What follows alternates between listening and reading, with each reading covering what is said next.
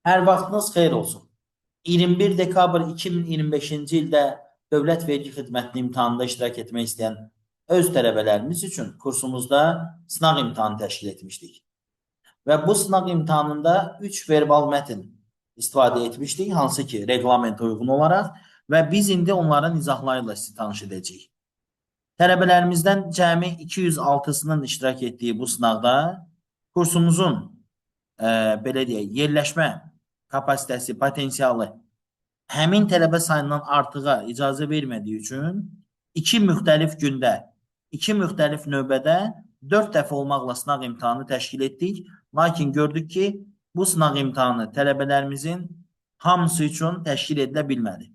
Ona görə də digər tələbələrimizə və bizə müraciət edən, bizimlə hazırlaşmayan tələbələrə də bu sınağın PDF-ini tam ödənişsiz formada göndəririk.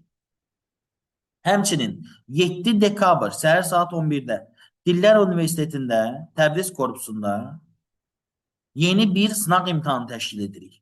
Və həmin sınaq imtahanı üçün artıq 400 yer ayrılıb, 200-dən artıq müraciət olub və təxminən 150-180 arası yer qaldığını bilirəm. Müraciət edərək sizlər də həmin sınağa qeydiyyatdan keçib vergi xidmətinə ən böyük sınağa qoşula bilərsiniz yoldaşlar. İndi isə keçirəm verbal mətnlərin izahına. Yanaşmama baxaraq siz də mətnləri bu formada həll edin və siz də mətnlərin 15-də 15 bütün suallarını düz yazın. Birinci mətnlə tanış oluruq. Pisa qülləsi İtaliyanın Pisa şəhərində yerləşir və orta əsrlərin möhtəşəm tikililərindən biridir. Silindir formalı bu qüllə yıxılan qüllə adlandırılır. Çünki qüllənin xaricinə diqqət yetirdikdə onun az qala yıxılacağı görünür, lakin o yerə yaxşı bərkidilmişdir. Buna baxmayaraq onun cənuba doğru əyilməsi davam edir. İtaliya hökumətinin qüllənin olduğu kimi saxlanılması üçün xərclədiyi pul, onu düzəltmək üçün xərcləyəcəyi puldan çoxdur. Bu cümlənin altından xətt çəkiblərsə, deməli aşağıda bununla bağlı sual verə bilərlər. Qüllənin təməli 1174-cü ildə qoyulub, tikinti prosesi isə 1360-cı ildə başa çatıb. Əvvəllər bəzi mütəxəssislər düşünürdülər ki, qüllənin əyilməyə meyilliliyi onun yaradılma üslubundan asılıdır. Lakin sonradan bu fikir təkzib edilib, qüllə şaquli istiqamətdə layihələndirilib, əyilmə tikili prosesi gedən zaman hiss edilməyə başlanır. Tədqiqatlar sübut edir ki, qüllənin yıxılmış vəziyyətdə olmasına və bu prosesin daha da sürətlənməsinə tikilinin çəksi təsir göstərmir. Alim Galileo Galilei öz təcrübələrinin çox hissəsini məhz bu qüllədə aparmışdır. O, əlindəki müəyyən kütlələri qüllənin başından ataraq onların düşmə qabiliyyətlərini öyrənmiş və sürətin heç də çəkidən asılı olmadığını sübut etmişdir. Tikili 8 mərtəbədən ibarətdir. Binanın bütün konstruksiyalarla birlikdə ümumi çəksi 14.700 tondur. Divarların qalınlığı 4,9 metrdir. Tikili həmçinin kilsə üçün nəzərdə tutulmuşdur və başında 7 ədəd zəng mövcuddur. Ən böyük zəng L'Assunto adlanır və çəksi 3,5 tondur. Və 1655-ci ildə bura yerləşdirildi. Ən qədim zəng isə Pasquarecchia adı verilib və Pisa kilsəsində İtaliya tarixində mühüm rol oynayan bir neçə şəxsin qəbri də var. Bunlardan ən tanınmış isə Alman imperatoru 7-ci Henrixdir. Pisa qülləsinin memarlığı İtalyan abidələri içərisində ilkin yerdir. İrəli sürülən fərziyyələrə görə binanın memarları Banonna Pisano və Wilhelm von Innsbruck olmuşdur. Pisa qülləsinin yıxılmağa meyilliliyi dövrümüzdə də mütəmadi yoxlanır. Deyək ki, müəllim, bu böyük mətndir və bu bizim yadımızda qalmadı. Bu problem deyil. Sualları oxuduqca mətnə yenidən qaydacağıq. Mətnə əsasən Pisa qülləsi ilə bağlı hansı fikir doğrudur? İtaliya hökuməti qüllənin yıxılmasının qarşısını almaq üçün heç bir tədbir görmür. Yanlışdır. Yuxarıda qeyd edilib ki, İtaliyanın bu qülləni olduğu kimi saxlamaq üçün, yəni yıxılmaması üçün, dik saxlamaq üçün xərclədiyi pul, onu düzəltmək üçün xərcləyəcəyi puldan belə çoxdur. Yəni müəyyən qədər pullar xərclənir. B-də deyir ki, qüllənin bütün zəngləri haqqında məlumat verilib. Xeyr, Güllənin bütün zəngləri haqqında 7 zəng haqqında heç bir 7 zəngin bir neçəsi haqqında məlumat var. Qalanlar haqqında heç bir məlumat yoxdur. C variantında deyir ki, gülləyə ən böyük kilsə zəngi 17-ci əsrdə əlavə edilib. Ki verin, 17-ci əsrdə əlavə edilib. Görün nə deyir? Deyir ki, ən böyük zəng Lassunto, çəkisi 3,5 ton və 1655-ci ildə buraya yerləşdirilib. Ən böyük zəng. Burada da yenə ən böyük zəngdən danışır. Ən qədim zəngdən danışmır, qarışdırmayın. Və 1655-ci il həqiqətən də 17-ci əsrdir. Ona görə də C variantı doğrudur. Digər variantları oxuyaraq vaxt itirmək istəmirəm. Keçirəm növbəti suala. Mətndə altından xətt çəkilmiş cümlədəki fikri dəqiqliklə ifadə edən cümləni seçin. Yoldaşlar, mətndə deyir ki, İtaliya hökumətinin güllənin olduğu kimi saxlanılmasına xərclədiyi pul düzəltməyə xərcləyəcəyi puldan çox. Demək istəyir ki, İtaliya bu gülləni düzəltmək istəsə, pul xərcləyib düzəldər. Amma o, bu xərcləyəcəyi puldan daha da çoxunu xərcləyərək gülləni bu formada, əyri formada saxlamağa çalışır. Niyə çalışır? Bu turistik məqsədlər üçün ola bilər və yaxud digər səbəbləri ola bilər. Burası bizə lazım deyil. Doğru cavab, güllənin düzəldilməsindən daha az vəsait tələb olunsa da, İtaliya hökuməti böyük məbləğdə vəsait sərf edərək onun olduğu vəziyyətdə qoruyub saxlamağa çalışır. Bəli, cümlənin açması budur. Digər variantlarda qəribə cümlələr verib. Məsələn, İtaliya hökuməti pizza gülləsinin maliyyəliyini düzəltmək üçün çox vəsait sərf edir. Nə bilirik? Maliyyəliyini düzəltmək üçün xərclədiyi pullardan danışmayıb baxın. Ümumiyyətlə, lap danışıbsa belə, mənə deyir, bu cümləni analiz elə. Bu cümlədə nə demək istəyir? Deyir, onu saxlamaq üçün xərclədiyi pul düzəltmək üçün xərcləyəcəyi puldan çoxdur. Bəlkə də burada bəzi yoldaşlar çaşıb A, C, D və Y variantlarını götürüblər.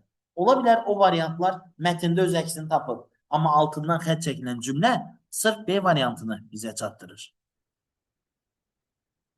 Mətnə əsasən hansı suala cavab tapmaq olur? Gülləni kim tikdirib? Bu haqda mətndə məlumat yox idi. Qaliley pizza gülləsinə neçə təcrübə aparıb? Yazılmışdı təcrübələrinin çoxunu, amma neçə təcrübə bilinmirdi. Güllənin əyilməyə meyilliliyi nə qədərdir? Bilmirik, bu haqda da məlumat yox. Ən qədim zəngin çəkisi nə qədərdir? Burada 3,5 ton çəkiyə malikdir ən böyük zəng. Ən qədim zəngin çəkisi haqqında yenə də heç bir məlumat yox. Onda cavab nə olacaq? Y variantı olacaq. Güllənin tikintisi nə vaxt başa çatıb? Güllənin tikintisi 1360-cı ildə başa çatıb. 89-cu sual. Mətnə əsasən pizza gülləsi haqqında hansı məlumat verilməyib? Tikilinin divarlarının qalınlığı verilib 4,9 metr. Tikilinin forması verilib silindir formalı. Kilsə zənglərinin sayı verilib. Neçə dənə verilmişdi? 7 dənə. Tikilinin təməlinin qoyulduğu tarix verilib 1174-cü il. Deməli, verilməyən cavab Y variantıdır. Tikilinin hündürlüyü yoxdur. Mərtəbəsinin sayı var. Bu mövzunun, bu mətnin ən maraqlı sualı fikrimcə 90-cı sual idi. Aşağıdakı cümlələrdən neçəsi mütləq doğrudur? Pizza kilsəsində qəbirlər mövcuddur. Gəlin baxaq. Deyir ki, Pizza kilsəsində İtaliya tarixində mühüm rol oynamış bir neçə şəxsin qəbri mövcud. Bir neçə şəxsin qəbri, qəbirlər adlandırıla bilər, bəli. Deməli, Pizza kilsəsində qəbirlər mövcuddur, doğrudur. Bir neçə əsrdən sonra Pizza gülləsi cənub istiqamətində yıxılacaq. Ümumiyyətlə, cənub istiqamətində əyilirdi, amma cənub istiqamətində yıxılacaq. Ümumiyyətlə, bir neçə əsrdən sonra mı yıxılacaq? 2 saat sonra mı yıxılacaq? Bu haqda konkretlik yoxdur.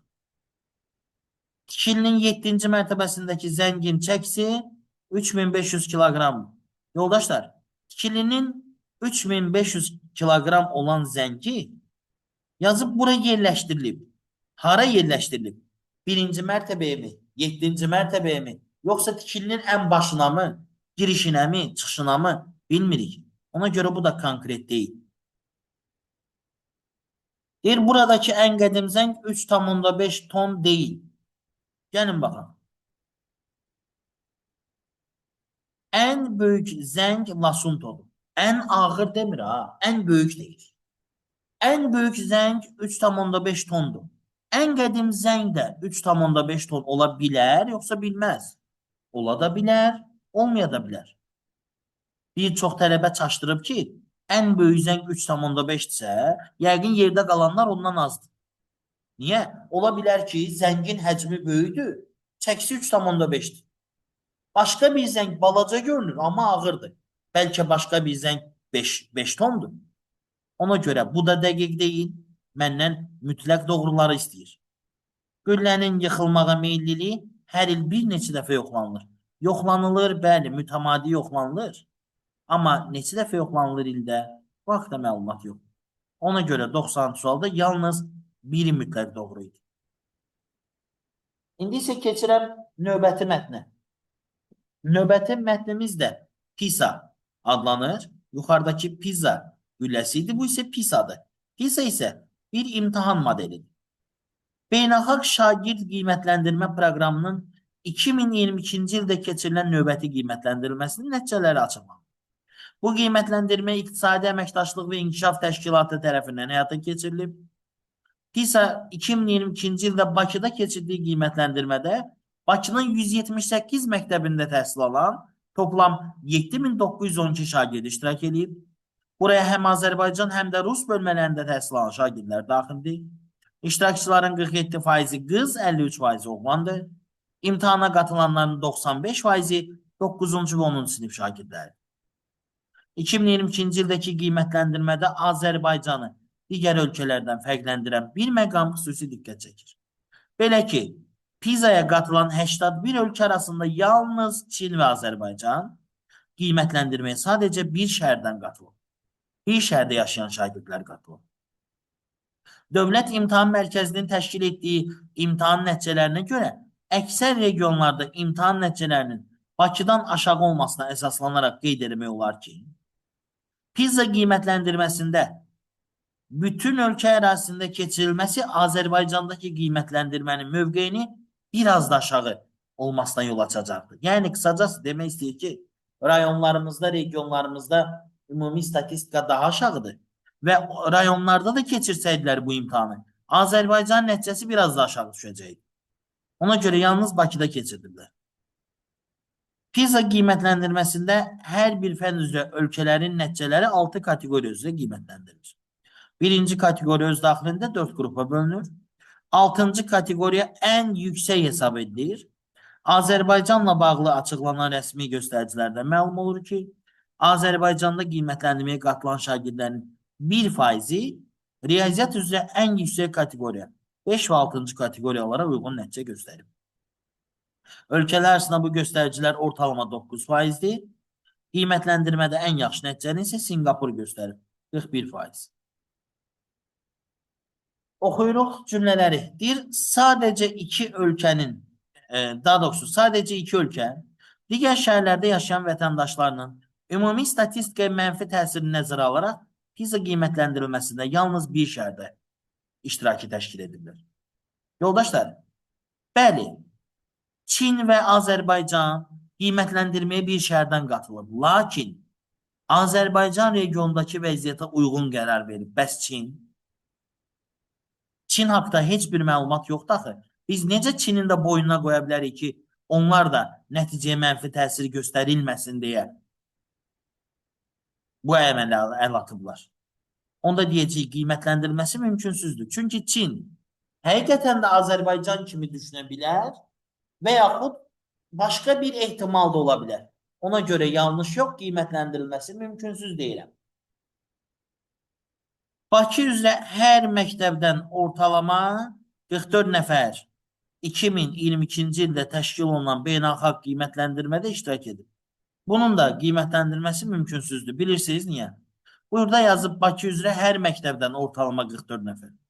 Baxın yoldaşlar, biz 7912-ni 178-ə böləndə ortalama 44 tapa bilirik. Amma bu 178 məktəb Bakının hər məktəbi deyil. imtahanda olan məktəblərdir. Yəni imtahana qatılan tələbələrin məktəbləridir. Bakıda neçə məktəb var bu haqda məlumat yoxdur axı ki, mən hər məktəbdən ortalama 44 nəfər qatılır deyim. Bakıda 178 məktəbdən ortalama 44 nəfər qatılır desəydi, cavab doğru olardı. Ona görə bu qiymətləndirilməsi mümkünsüzdür. Azərbaycanda qiymətləndirməyə qatılan şagirdlər arasında 5 və 6-cı kateqoriyaya uyğun nəticələr göstərən tələbələrin sayı 80 nəfərdən artıq deyil. Bilirsiniz, buna niyə qiymətləndirməsi mümkünsüz deyəcəyik. Burada Azərbaycan üzrə statistikanı yalnız riyaziyyat üzrə açıqlayıb. Burada isə qeyd edilib ki, hər bir fənn üzrə. Deməli, bir neçə fənn var. Amma statistikanı yalnız riyaziyyat üzrə açıqlayıb ki, yalnız 1% tələbə. Siz də həqiqətən getmişsiniz. 7912-in 1%-ni tanımısınız, görmüşsünüz, cavab 79 çıxır. Fikirləşirsiniz ki, hə də 80 nəfərdən artıq deyil qiymətləndirməyə qatılan şagirdlər. Amma yoldaşlar, yenə vurğulayıram. Azərbaycandakı statistikanı riyaziyyat üzərindən verib. Digər fənlər üzrə statistikalar yoxdur deyə biz ümumi qərar verə bilmərik ki, 5 və 6-cı kateqoriyaya neçə uyğun nəticə var. Bəlkə digər fənlər üzrə, heç digər fənləri də açıqlamayıblar deyəsən mətndə. Digər fənlər üzrə statistika yoxdur axı. Ona görə mən bu haqda danışa bilmirəm. Qiymətləndirilməsi mümkünsüzdür. Singapurdakı bu qiymətləndirmədə iştirak edən və ən yaxşı nəticə göstərən tələbələrin sayı, Azərbaycanda bu qiymətləndirmədə iştirak edən ən yaxşı nəticə göstərən tələbələrin sayından çoxdur. Siz baxa bilərsiniz ki, Singapurda uğur göstəricisi 41%-dir, Azərbaycanda 1%. Azərbaycandan 7900 insan qoşulub. Bunun 1%-i uğurlu olsa, təxminən 79 nəfər inir. Singapurdan iştirak edənlərin sayını bilirikmi?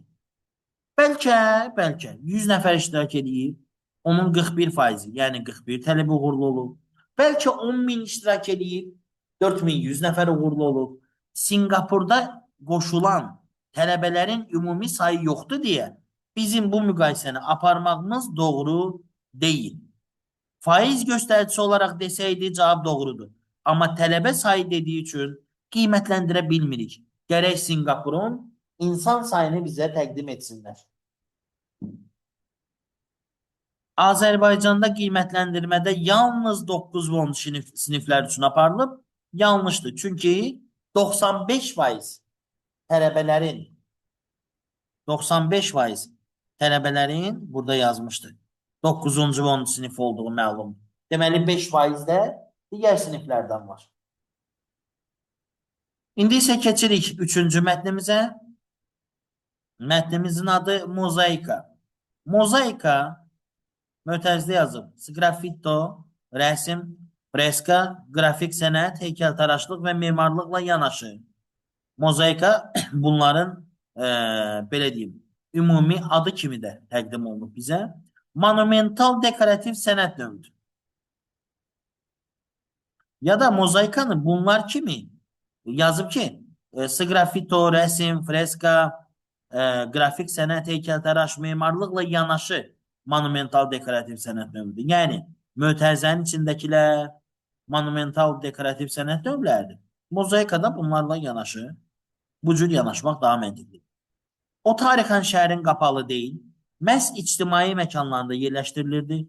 Tarixin müəyyən dövrlərində özəl sifarişçilərin sarayının bəzəyi olması, məsələn, Qədim Romada 19-cu əsrdə Avropada mozaika sənəti digər təsvir üslubu ilə yanaşı əsasən böyük kütləni hədəfləyir. Misal üçün, Bizans imperiyasında hökümdarlar kilsənin bəzədilməsi üçün İncil motivlərini özündə əks etdirən və çox vaxt imperatorun dinin keşikçisi olduğunu bəhs edən əzəmətli mozaik panolar sifariş edirdilər. Mozaik monumental dekorativ sənət növü olmaqla yanaşı, özündə bir neçə funksiyana ehtiva edir. Birincisi, mozaika memarlıq və ya təbii mühitlə sintezi reallaşdırır və böyük ictimai ideyaları təcəssüm etdirmək üçün istifadə olunur. İkincisi, bu incəsənət növü mövcud siyasi sistemin təbliği və parlaq gələcəyə aparılan yolun tərənnümü ilə məşğul olur. İkinci məqamda daha aydın şəkildə məhz Sovet mozaikalarında müşahidə edilir. Üçüncüsü, mozaikanın yaratdığı antropogen mühit öz ülviliyi, insanları vahid reaksiyalara və yekdilliliyə sövq etməsi ilə seçilir. Bunun üçün böyük meydanlar, ictimai məkanlar, bir sözlə insanların kütlə və kollektiv şəkildə vaxt keçirdikləri ərazilər istifadə edilir. Oxuyuram 96-nı. Deyir, Avropada bir çox kilsələrdə İncil motivlərini özündə əks etdirən mozaik pannolara rast gəlinir və bu pannoların hər biri hökmdarların dini keşikçi olduğunu sübut edir.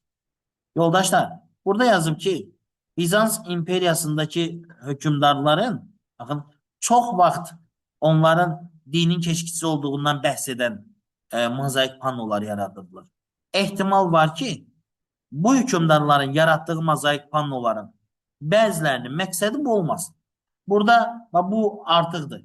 Hər bir hökmdar qeyd edilib, hər bir hökmdarın bu əmələ əl atıb atmadığını bilmirik. Bize yazıp burada verip ki birçok, düzdür. O birçok hamını da əhatə etmiş olabilir. Olabilir ki onların içinde buna zid gedən insan da olsun. Ona göre qiymətləndirilməsi mümkünsüz. En doğru cevaptır. İnsanları vahid reaksiyalara və yekdilliliyə sövq etdirmək üçün mozaikadan daha çox ictimai məkanlarda insanların kollektiv vaxt keçirdiyi ərazilərdə istifadə edilir. Bu cümlə doğrudur. Elə sonluqda bu qeyd edilmişdi. Baxın, vahid reaksiya və yekdilliliyə sövq etmək üçün böyük meydanlar və ictimai məkanlar seçilir. 98. Mozaika böyük ictimai ideyaları təcəssüm etdirmək, siyasi sistemi təbliğ etmək və parlaq gələcəyə aparılan yolun tərənnümü ilə məşğul olur. Bu da doğrudur. Bunu da yuxarıda qeyd edib. Baxın, böyük ictimai ideyaları təcəssüm etdirmək, siyasi sistemi təbliğ və gələcəyə aparan yolun tərənnümü. Bunları hamısını qeyd ediblər. Mozaikadan istifadə 19-cu əsrdən etibarən meydana gəlir. Yoldaşlar, 19-cu əsrdə Avropada mozaikadan istifadə olunması o demək deyil ki, mozaikadan istifadə elə 19-cu əsrdən başlayır. Daha erkən də ola bilər, 19-cu əsr də ola bilər. Ona görə qiymətləndirməsi mümkünsüzdür.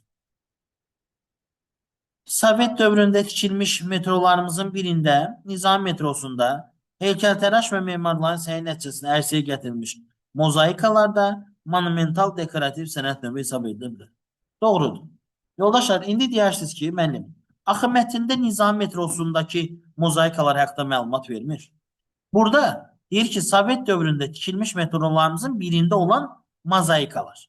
Yəni siz burada ortadakı hissəni görməzdən belə gəlsəydiniz, baxın. Sovet dövründə mozaikalar monumental dekorativ sənət növü hesab edilirdi mi? Bəli. Düzdür, ortadakı hissi çaşdırır. Fikirləşirsiniz ki, Nizam metrosunda belə deyək, mozaikadan bəhs edilməyib. Amma burada məsələ budur ki, Nizam metrosunda mozaika var, bəli var. Həmin mozaika, bəli varı da mən demirəm, şərt deyir. O Sovet dövründə tikilib, bəli onu da özü deyir və Sovet dövründə tikilən mozaikalar monumental dekorativ sənətdirmi? Bəli, şərtdə hamısını qeyd edir. Bu 100-cü sual qənaətə gələ biləcəyimiz bir sual tipidir. Mətndən nəticə kimi çıxartdığımız yox, mətndən qənaətə gələ biləcəyimiz birdir. Və bununla da sınaq imtahanımızın 3 mətninin üçün də izahı yekunlaşmış olur. Növbəti videolarda siz qrafik məlumatların, həmçinin abstrakt məntiqin də izahlarını dinləyə bilərsiniz. Salamat qalın, növbəti videolarda görüşənədək.